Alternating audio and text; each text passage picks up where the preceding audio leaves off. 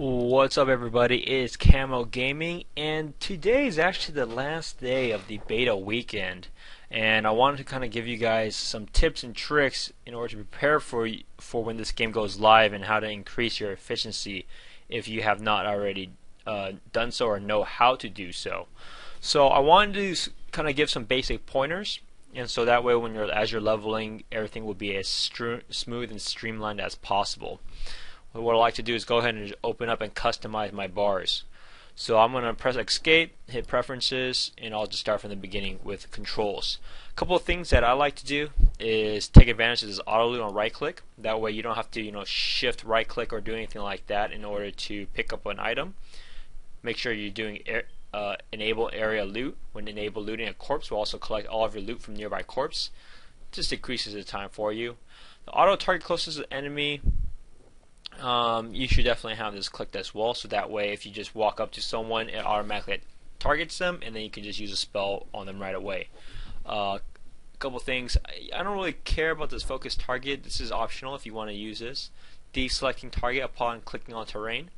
I don't really have a preference of this either. Ignore NPC during tab targeting. This doesn't really matter either. And use quick slots on key press. Yes, you definitely want to have this binded. Request companion to gather. Yeah, this is very good. You definitely want to have this. One thing that's by default is this camera max distance. I think by default it's around here. I recommend it to be max, just because as you're into like smaller areas, or if you just want an overall view of things, it's best to have a huge range to see all around you, rather than just this very, basically like a first-person shooter view. You don't want to have that. The rest can pretty much just stay what it is. This is the one that I'd recommend as well. Adjust the amount of time in advance you may queue up an ability before being allowed to use it. In this case, I maximized this. One of the things that's really annoying for this game compared to WoW is so let's say you do the ability, there is like a 1 second global cooldown. The global cooldown is not as effective and as efficient as what World of Warcraft is, which is very annoying. So allowing this can basically queue up your next spell, so that you can basically just, let's say I was going to jam Battering Assault 2 times in a row, I can do that. I can just basically mash that rather than hit it once, wait a second, then hit it again. So once you have picked all this stuff, make sure you click apply, and then you're good to go. Flight text, this is all optional. Doesn't really help you improve your gameplay at all. There's no difference. Sound, no difference. Chat, there's no difference. I like to obviously remove this filter profanity so I can hear all the trash talk, but it doesn't really matter. User interface, here's some important stuff. I recommend, depending how, if you can auto skip movies depending on how fast you want to level. Some people don't care about all the talking. Track missions by arrow. This is very helpful, but it's not necessary. Show face indicator, you can leave that on. Display item modification warning. Yes, you should definitely keep this on, and you can keep enable tutorials on if this is your first time. If it's annoying, make sure you turn it off. This is the most important part that I want to get to. Extra quick bars. By default, you actually only have this one quick slot bar. However, this is there's not a whole lot you can put on here. As you can see, your abilities get filled up really quickly. So definitely having these two, enable bottom center and enable right click, would be very useful. The enable left click, I wouldn't recommend that right now, because you don't need, you can put something else on this side, but this is already enough bars. This is 3 bars, that's a lot. And I recommend you can probably use your left click side for your companion. So if I click apply and I click this plus button, it goes on the left side instead of stacking on the bottom. Very important stuff, and very important to remember. Continuing on, I uncheck this map fades while moving. It gets really annoying if I'm moving. So let's say I have it up.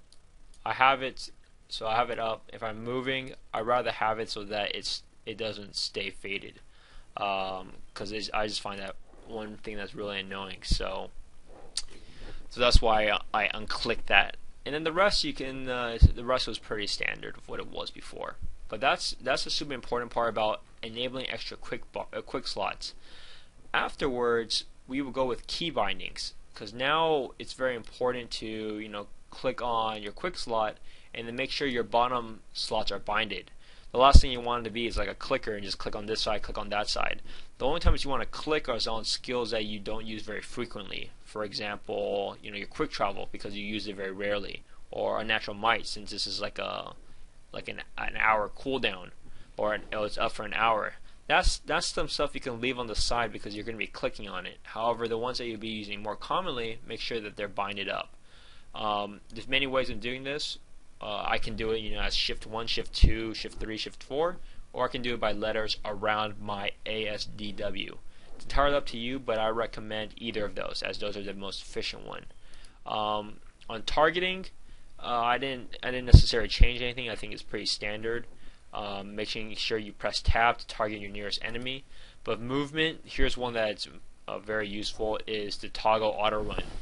In many cases, there's going to be a lot of running around in this game, so make sure you have a very comfortable button to use for your toggle auto run. Because I have I think it's like a MX300 or something mouse, I use my side left button as my auto run, so that way I don't have to press like numlock or anything like that.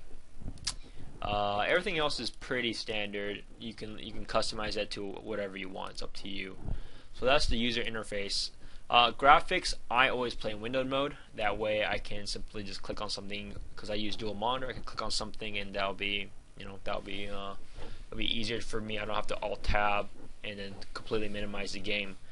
As you can see, all my settings are on decent settings. I don't have it maxed out because I have max resolution.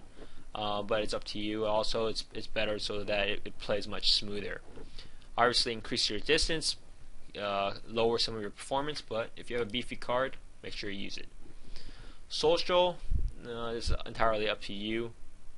Nameplates, entirely up to you as well. So I hope this helps. This is the last day of the beta. I think there's not going to be any more beta, basically until the game is out. So this should be the last chance to play it. But take some of my advice to practice, so that way you can save a lot of downtime. You can also increase efficiency. But let me know if there's something else that you typically do, because I'm interested in hearing it. Alright, thanks for watching. Like my video, leave a comment below, and subscribe to my channel. Thanks. Bye.